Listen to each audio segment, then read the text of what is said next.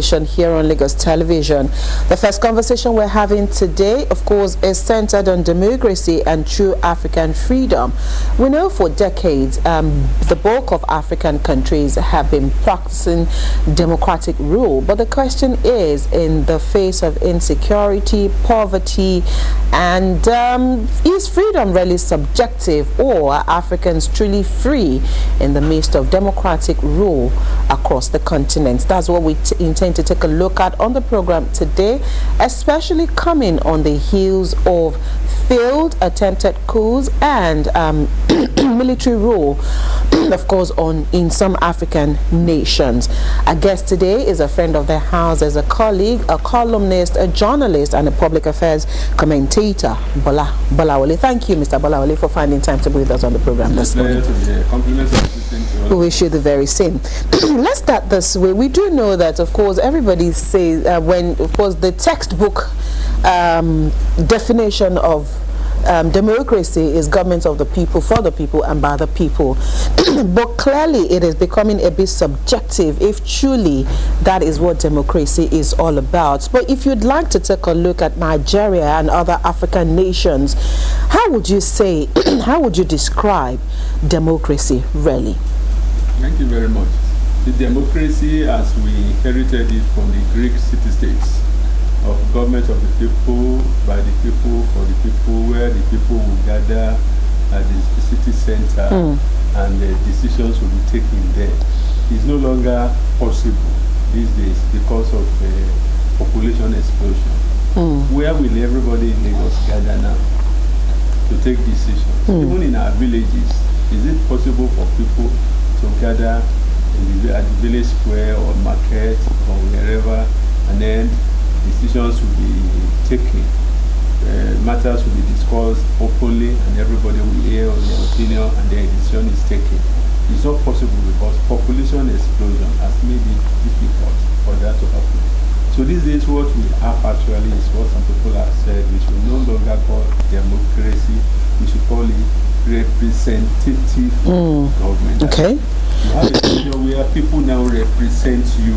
Okay. Because you actually are not the ones determining or deciding.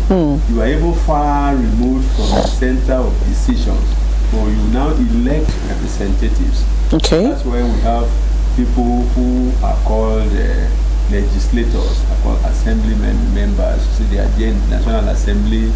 The country is divided into constituencies. Okay. So you have senators representing each. 3 senators from each state of Nigeria, 1 from Abuja. Then you have honorable members representing constituencies spread all over the country. So what we have actually now should be called representative. As against democracy. In the recess of the Greek city-states that was handed over to us, it's no longer possible. And then when you also talk of government of the people, by the people, and for the people, you find out that there is no how you can find a government that is now by the people. How many people will be president? How many people will be governors? How many people will be in the legislation making laws? Okay. So it can't be everybody. You just have to pick some people. So a few people now act on behalf of the people. So it is not just that type of democracy where you have your say, I have my say, and things like that. It doesn't happen again. It can't happen again because of population, because of urbanization, because of a lot of other factors. So, but be that as it may, it's also possible that we have some of the nuances, some of the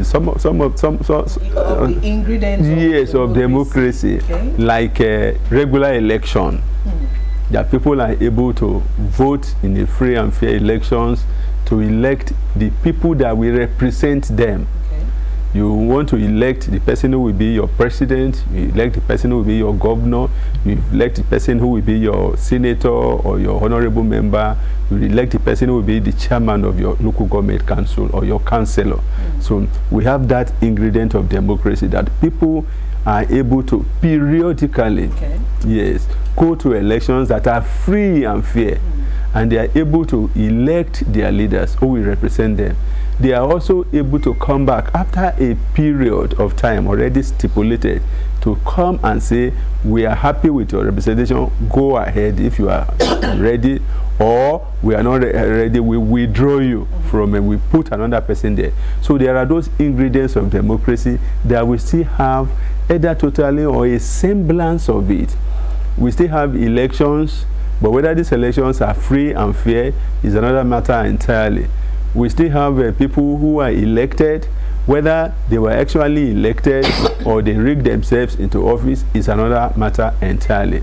But we still have that ratio of elections, periodic elections. In Nigeria, it is every 4 years for the president, for the governors, and for those of them who are in other tiers of government. Right. The duration varies. So we still have that.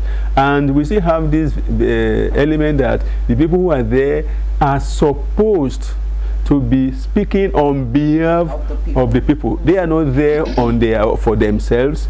They are there because they have been sent there by some people, and they are to act in the interest of those people. Whether actually they are doing that or not is another matter entirely.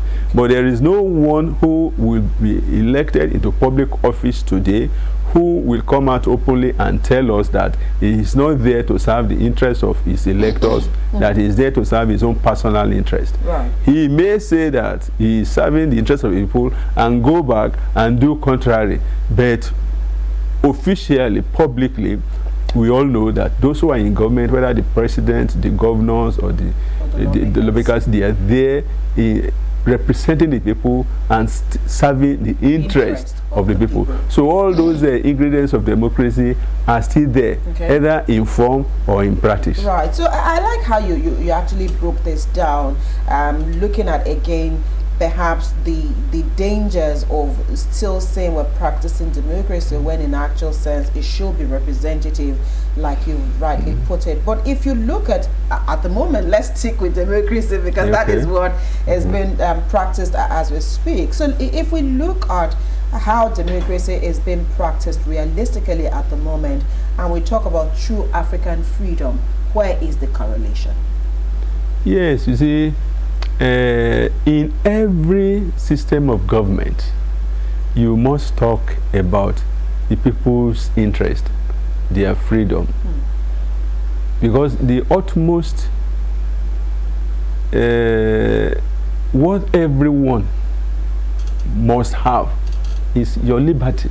The most important element to anybody is freedom, liberty. The right to life, the right to liberty, the right to freedom, the right not to be shackled for no just cause, except there is a reason for it. So liberty essentially is something that must be available in any system of government, whether you call it democracy or not. Even in a military setup, even in an autocratic setup, you still have some elements of freedom. The people must have some element of freedom. The freedom in one system of government may be more pronounced than what you have in another system of government. But by and large, the freedom of the people must be guaranteed under whatever system of government. Even when you have a military government, it is not in every area that the freedom of the people is trampled upon, because you have a freedom to wake up, to go to your place of work, to go about your daily activities. If you have not breached any laws, it is not possible that somebody will just come and arrest you and take you to the police station or throw you into the gallows.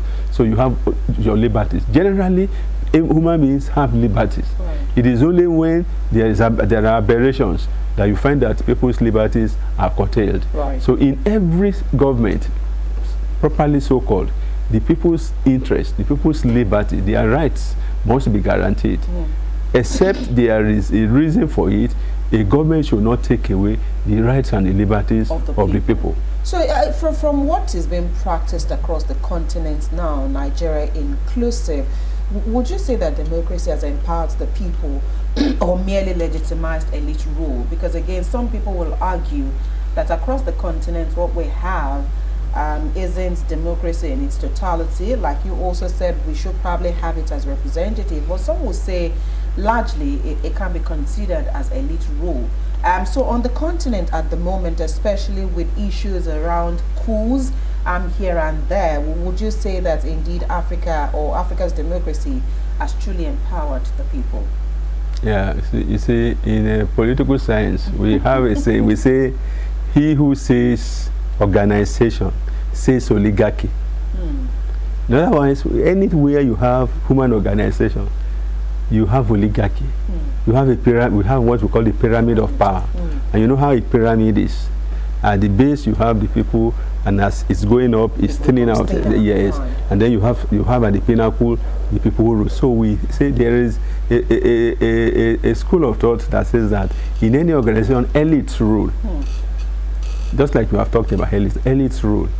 In any organization, in this organization, you have somebody at the pinnacle, and then you have the organogram come down like that in the pyramid. Whether it is in a church, whether it's in a mosque, whether it is a private sector, whether it is a public sector, wherever you find it, whether it is in Nigeria, whether it is in America, it is the pyramid of power is the same. And we do say that even when there is a revolution and the structure is affected, in a revolution you scatter everything, but immediately it settles down again. It forms a pyramid. Right. Even the coup you were talking about, even if there is a coup and you scatter the government that is in place, another government immediately forms, and it forms a pyramid. It's the same pyramid of power. It's the same elites. You won't find people from the villages, you won't find the people from the market people, you won't find them. Even when we claim that we are ruling on their behalf, even in a revolution where we say we are the proletariat of the masses, we are the vanguard of the proletariat, we are this and that, it is not the people themselves, it's not the working class people that will become the president or something, whether in the whether we are talking about Cuba, we are talking about China, we are talking about USSR, it is just still the elites that will rule. So everywhere you find organizations, you find the oligarchy. Everywhere you have oligarchy, it is the elites that rule. So the people are just there at the base. So rule is made in their name, and it's supposed to be done on their behalf. But in the real essence, the people who are in power are usually the elite. So it's everywhere. It's not only in Nigeria, it's not only in Africa. If you go to America, it's the same place. It's the same thing. You have the president, you have the governors, you have the Congress, you have the lawmakers and things like that. You have the federal government, you have the state government, you have the counties, you have everything like that. So hierarchy everywhere. Possibly too, when we get to heaven, there will be hierarchy there. Because I don't expect that people like us who make heaven will be on the same level with God himself. Okay, I like where you actually ended that particular submission. We do know that there are regular elections, and of course election is part of what forms a democracy. But then we still know that there's so many democratic institutions on the continent that remain weak despite regular elections. Sometimes we also complain about whether elections are faulty or whether elections can be declared as free and fair. But despite the fact that we have regular elections across the continent, institutions remain weak. How do we begin to strengthen institutions vis-a-vis either democracy or representative system of government? Institutions are populated by a human beings, not by ghosts. It still comes back to the people. It comes back to the people. You see, when we say the institutions are weak, we mean that the people who populate these institutions are weak. We mean that they don't stand by rules. Okay, let's give an example. During his first coming as the President of the United States of America, Trump contested the election that he lost, and he wanted to truncate that process. And he did everything. We saw how the Congress was bombarded by supporters. But we say that democracy survived in the US because of strong institutions, but not really. In the real sense of the word, if the vice president of Donald Trump during his first election, if he had supported Donald Trump to truncate that process, the process would have been truncated. But according to the Constitution of the US, the president presides over Senate. Oh, and that president, the vice president presided over Senate. That vice president at that time could have manipulated. He decided not to support Donald Trump, the president, and said no. Let the institutions take charge. So that a single individual made the difference. So where you have individuals that are not principled, where you have individuals that play politics with virtually everything, then you are not going to have strong institutions. Now we have institutions in Nigeria. We have the National Assembly, which people say is playing rubber stamp. Why is it playing rubber? Are there no individual human beings that are there? They are human beings. They could have decided not to play rubber stamp if actually they are playing rubber stamp. We have had National Assembly that did not play rubber stamp. We have found people that are called the president to order. We have people who have held the president's feet to the fire and things like that. So why can't those who are there now, why can't they do it? It's possible. We have found people that have said, I can't do this. They have resigned their appointments. So the more you have principled people, the more you have committed people, the more you have people who are not corrupt, who are in positions of authority, the more the institutions are getting stronger and stronger. In Nigeria today, we can cite examples of people who are in government who are doing well. For instance, if anybody talks about JAMB now, you talk of Oloyede, people will say, the man is trying. If you talk about NDLA, and people talk about Marwa, the man is trying. And you find some people in this government, the Minister of the Interior, what he has done with the airports and things like that, people say, this man is trying. So these are individuals within institutions. So if the individual there is principled and wants to do his job and is committed and has the capacity to do the job, then the institution will be strong. But in a situation where you have people who can fall for anything, who cannot stand for anything, you put them in institutions, the institution will be weak because they will compromise it. It is this process of compromising the institution that makes institutions weak. Not that there are no rules and regulations, not that we don't know the due process to follow, but people will not follow it. And then you say that institution is weak. We have judges. They are supposed to listen to cases and give sound judgment. But where they prevaricate between here and there and things like that, you say that, oh, the judiciary is this, the judiciary is that. That is what happens. It is individuals that make up the institutions, that make the institutions either to be strong or to be weak. We've also had issues around wealth distribution or widened inequality on the continent that has also been linked with democratic system of government. What role is democracy playing in issues around wealth distribution or inequality on the continent? Democracy, as we practice it, does not actually help to reduce the gap between the haves and the have-nots.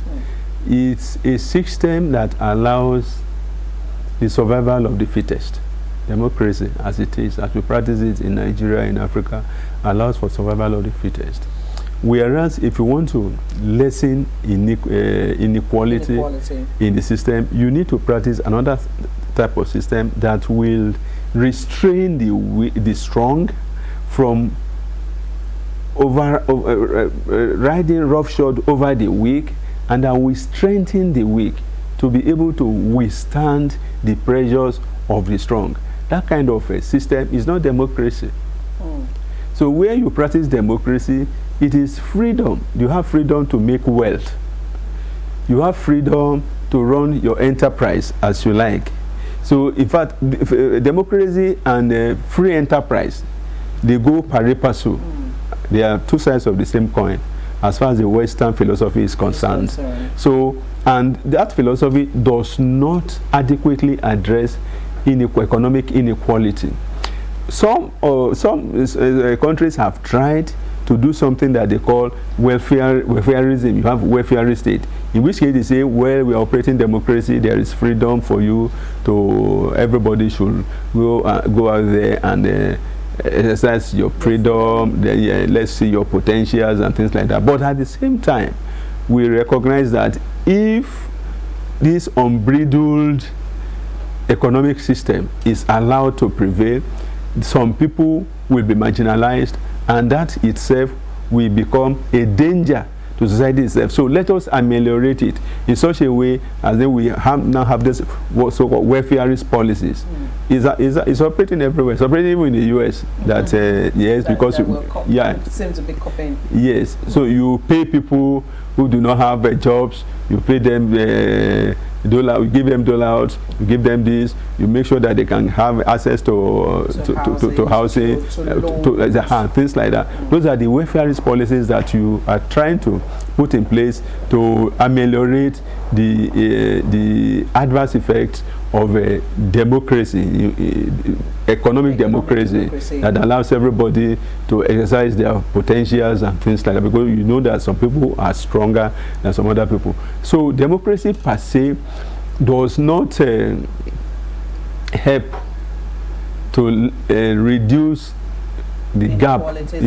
Yes, if a conscious effort is not made by that system to do it. If you say democracy is everybody unto himself, God for us all, go there, go and search your potentials, nobody's looking out. Yes, it's not going to work, because in the final analysis you discover societies that have adopted welfareism have discovered that in the final analysis the whole system may crumble, because there will be riots, there will be protests, there could be revolution, and that will be more damaging to society than if you have made some efforts to take care to organize and take care of the lowest rung of the ladder. Right. So earlier we talked about what true African freedom is all about, but in this instance, when we talk about political freedom and economic freedom, you mentioned economic freedom minutes ago.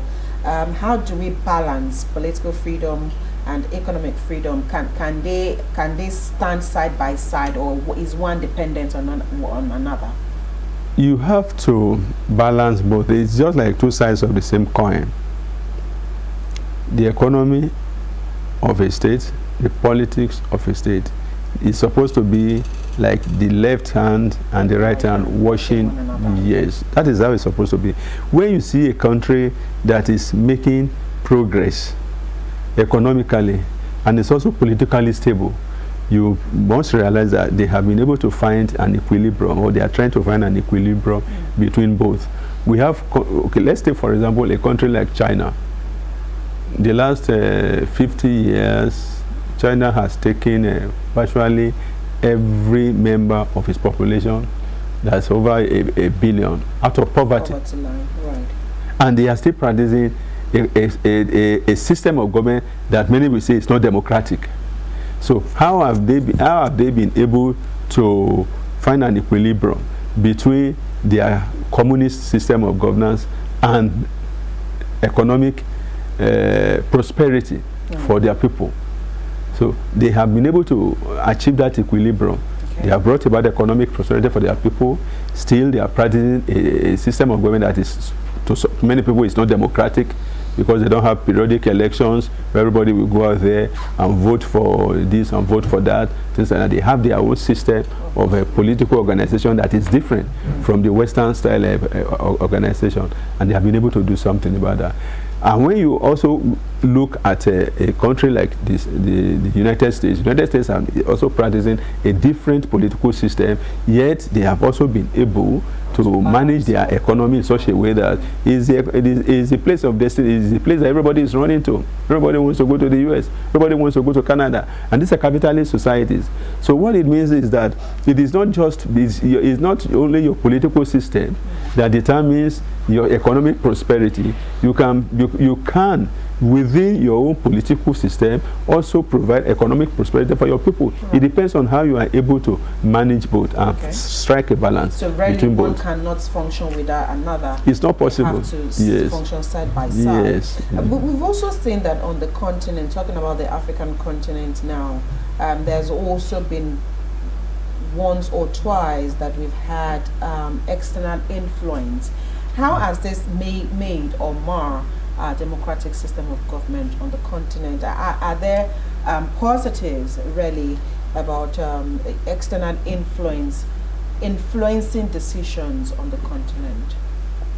Yes, in the international political system, there is no nation or state or country that is an isolation, that lives in isolation. Nobody can live in isolation. You must impact others, others must impact you. Because states function like human beings. We behave. States have their behavior, just like human beings also have their behavior. You cannot live in an organization and not impact people who are with you. You work in a place like this, you impact other workers. Other workers will impact you, which is it's the same thing with states. States impact states. So your interests may collide at some point. So when states' interests collide like that, there could be friction, there could be diplomacy to resolve it.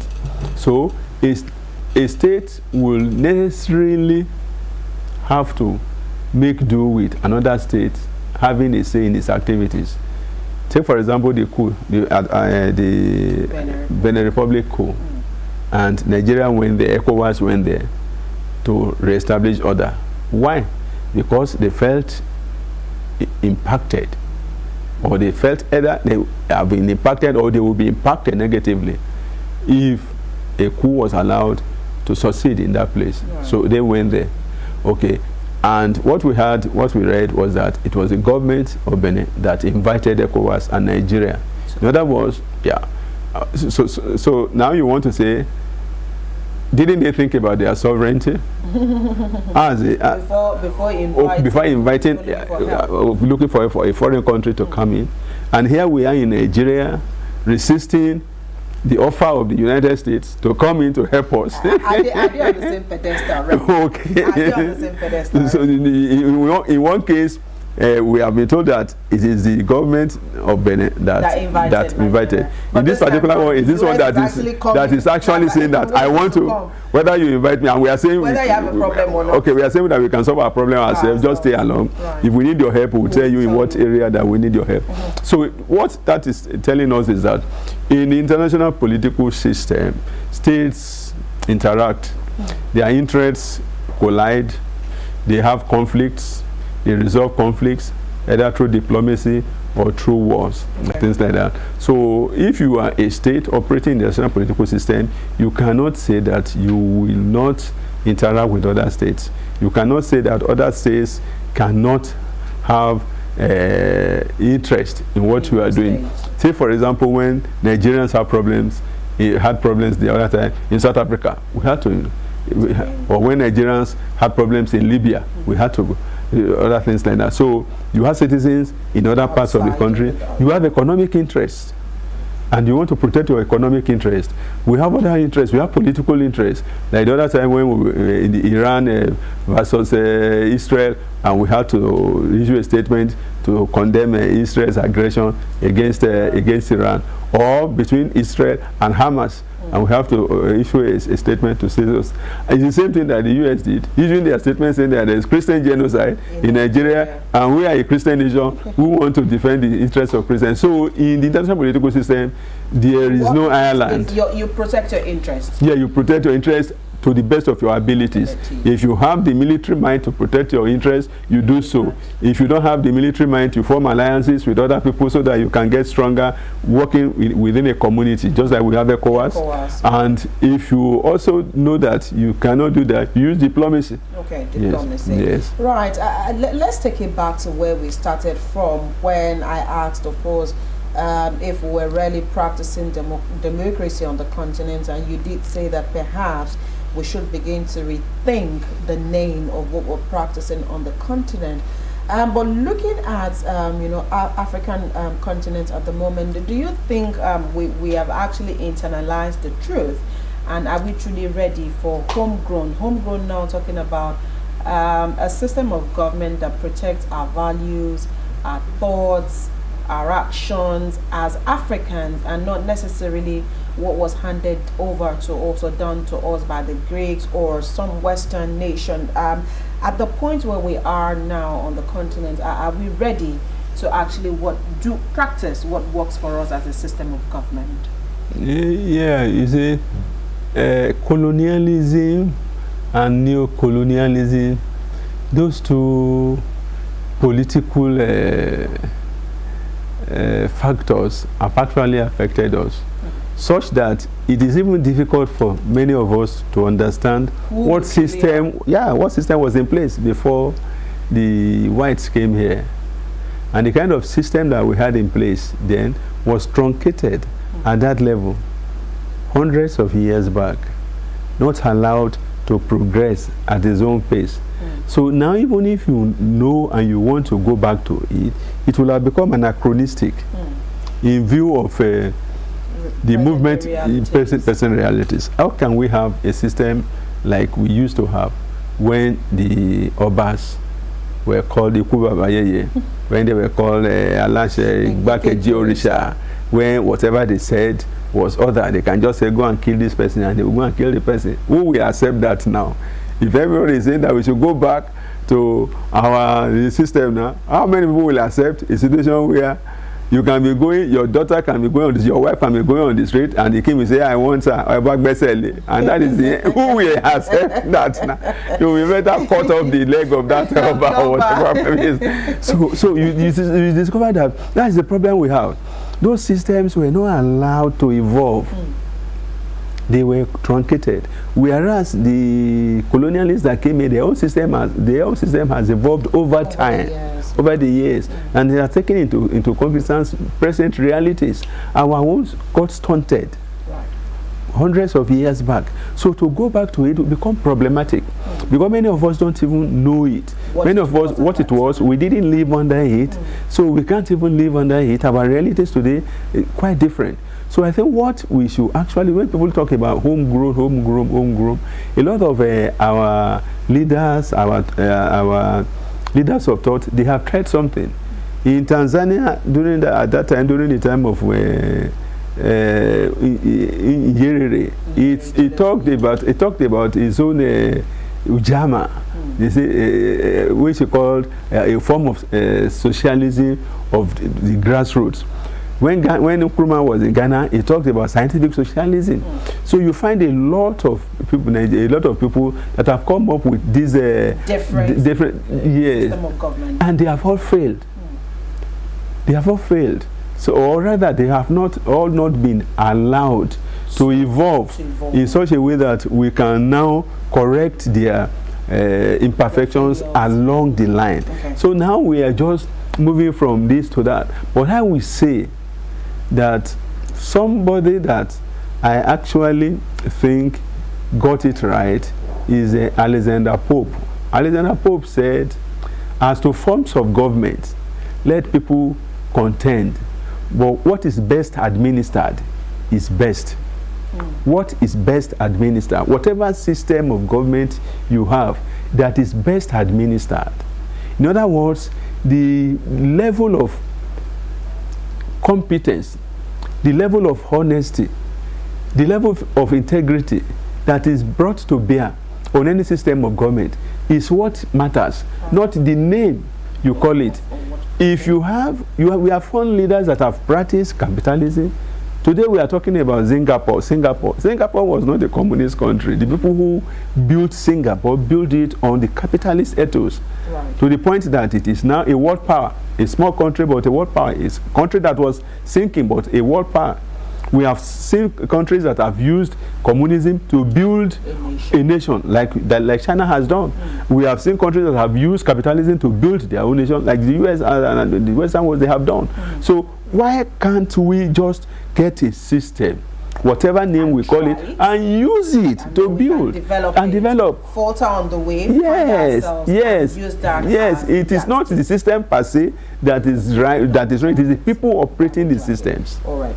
Okay, we need to leave this conversation here this morning. Thank you so much, Mr. Bola Bolawole, media consultant, public affairs commentator, for finding time to be with us on the program today. We appreciate your thoughts. It's my pleasure to be here. Thank you. Of course, that's where we'll leave it this morning. And of course, it is the people that really matters. It is the people that will drive any form of government that is in place. It is high time the leaders on the continent begin to find the most convenient and the most workable system of government for us here on the continent. Thank you for watching this side of the table. We'll take a quick break. We'll return. Adebimpe will be here with her Lagos conversation.